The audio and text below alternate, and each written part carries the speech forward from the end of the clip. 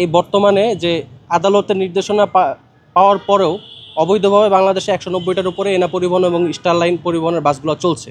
আদালত থেকে প্রায় 6 মাস আগে একটা নির্দেশনা দেওয়া হয়েছিল এগুলোকে অবৈধ সম্পত্তি হিসেবে ঘোষণা করে, এবং 3 মাসের উপর হয়েছে নির্দেশনা দেওয়া হয়েছে যে দুদক বরাবর যে এই অবৈধ সম্পত্তিগুলোকে ক্রোক করে তা বিআরটিসির কাছে হস্তান্তরের জন্য।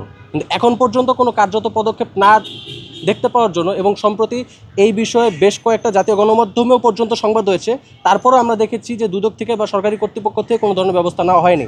এ প্রেক্ষিতেই আমরা 5ই নভেম্বর একটি সংবাদ সম্মেলন করেছিলাম, যেখানে আমরা বলেছিলাম যে আমরা 2 কার্য দিবস অর্থাৎ রবিবার পর্যন্ত দেখব, তার পরবর্তীতে আমরা আমাদের পরবর্তী কার্যক্রম পরিচালনা করব। তো স্বাভাবিকভাবে আজকে আমাদের পরিকল্পনা ছিল আমরা দুদকের সামনে একটি অবস্থান কর্মসূচি পালন করব, কিন্তু দেশের সার্বিক অবস্থার কারণে একটা নিরাপত্তাজনিত যে ঘটনা চলছে, এবং আপনারা জানেন যে গত 2 দিনে 10 জায়গার উপরে বাস আগুন দেওয়া হয়েছে আওয়ামী লীগের সন্ত্রাসীদের দ্বারা। তো এর প্রেক্ষিতে আজকে আমরা আমাদের যে কর্মসূচি তা একটু সংক্ষিপ্ত করে আজকে আমরা দুদকের কর্তৃপক্ষের সাথে দেখা করতে এসেছিলাম অগ্রগতি জানার জন্য। আমরা কিছুক্ষণ আগেই দুদকের মহাপরিচালক এবং অন্যান্য কর্তৃপক্ষের সাথে কথা বলেছি, এবং তারা আমাদেরকে যেটি জানিয়েছে তার জানতে পেরে আমরা আসলে হতাশ হয়েছি। আমরা যতক্ষণ দুদকে প্রথমে ঢুকলাম তখন আসলে এক একজন দেখলাম এক এক কথা বলতেছে। অনেকে বলতেছে যে 190টার মধ্যে 113টা বাস ধরা হয়েছে নাকি, বাকিগুলো বাস তারা খুঁজে পাইতেছে না। আমি জানি না এই কথা সে কেন বলছে, আমি তো চোখের সামনে এনা বাস প্রতিনিয়ত দেখছি।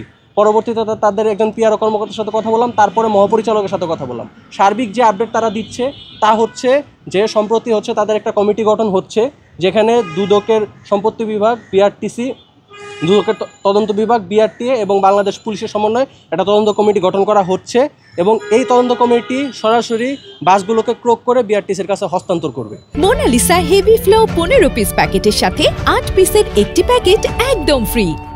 কিন্তু এই তদন্ত কমিটি যে গঠন করা হচ্ছে, তদন্ত কমিটি থেকে এখন পর্যন্ত বাংলাদেশ পুলিশ এবং দুদকের সম্পত্তি বিভাগের ওই ধরনের কোনো রেসপন্স তারা পায় নাই, যে কারণে এটা এখনও ডিলে হচ্ছে।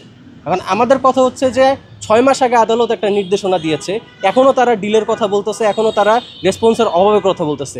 এইদিকে আপনারা যদি দেখেন যে গত 2 দিনে এই যে আওয়ামী লীগ যে 13 তারিখে একটা লকডাউনের ঘোষণা দিয়েছে নিষিদ্ধ সংগঠন, এই ঘোষণার আগেই গত 2 দিনে প্রায় দেশের 10টা জায়গাতে অলরেডি অগ্নি সন্ত্রাসের মতো ঘটনা ঘটেছে। আজকেও আমরা যখন দুদকে এসেছি আমরা দেখতে পেয়েছি যে দুদকের কাছেই পুলিশের একটা গাড়িতে পর্যন্ত আগুন দেওয়া হয়েছে, এবং কিছুক্ষণ আগেও আর একটা বাসে আগুন দেওয়া হয়েছে। অর্থাৎ প্রতিনিয়ত এই 13 তারিখ যত ঘনে আসতেছে, আজকে 12 তারিখ, প্রতিনিয়ত দেশের বিভিন্ন জায়গায় অগ্নি সন্ত্রাস চলতেছে, আওয়ামী সন্ত্রাসী কর্মকাণ্ড চলতেছে, এবং এমনকি একজন পরিবহন শ্রমিক বাসে ঘুমন্ত অবস্থায় সে জ্বলে মারা গিয়েছে, একটা নিহতের ঘটনা পর্যন্ত ঘটেছে। আমরা জানি না যে আগামীকাল কি ঘটবে। এই যে একটা জননিরাপত্তার জন্য হুমকিমূলক একটা অবস্থানে আমাদের বাংলাদেশের সরকার এবং বাংলাদেশের আইন শৃঙ্খলা রক্ষাকারী বাহিনী আসলে কতটুকু পদক্ষেপ নিচ্ছে আমাদের জানা নেই। সেখানে এই যে এনা পরিবহন নিয়ে যে কমপ্লেনগুলা এখানে স্পষ্টভাবে জাতীয় গণমাধ্যমে পর্যন্ত এসেছে, এবং আমরাও বারবার দুদককে পুশ করেছি যে এনা পরিবহনের লভ্যাংশের একটা অংশ আওয়ামী যে সন্ত্রাসী কর্মকাণ্ড, এই সন্ত্রাসী কর্মকাণ্ডে ব্যয় হচ্ছে। জাতীয় গণমাধ্যমগুলোতে রিপোর্ট আকারে প্রকাশ হয়েছে যে ঢাকা এবং নারায়ণগঞ্জের আওয়ামী লীগের রাজনৈতিক কর্মকাণ্ডে এনা ফান্ডিং করতেছে। তাহলে এখন পর্যন্ত কেন বাংলাদেশের সরকার এই এনার পরিবহনের বিরুদ্ধে দ্রুত ব্যবস্থাটা নিতে পারে না?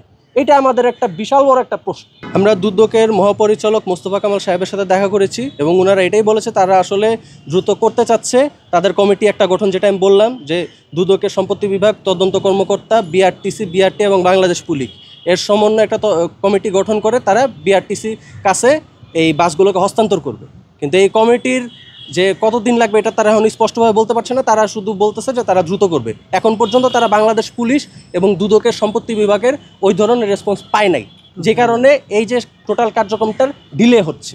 এটা হচ্ছে তাদের ভাষ্যমত, এবং তারা আমাদের সামনে বলছে যে তারা ব্যবস্থা নিবে, তবে আমরা আসলে কনফিডেন্স পাচ্ছি না যে তারা আসলে কয়দিনের মধ্যে ব্যবস্থাটা নিবে।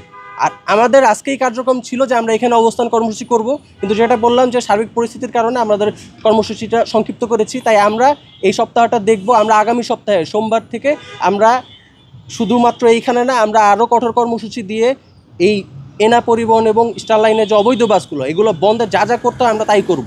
আমরা অবস্থান কর্মসূচি, মানববন্ধন, বিক্ষোভ সমাবেশ যে কোনো পর্যায় পর্যন্ত যাইতে পারি, যদি আমরা দেখি যে আগামী সোমবারের মধ্যে এইটা অবৈধ বাসগুলো জব্দ করার ক্ষেত্রে কোনো পদক্ষেপ না নেওয়া হয়।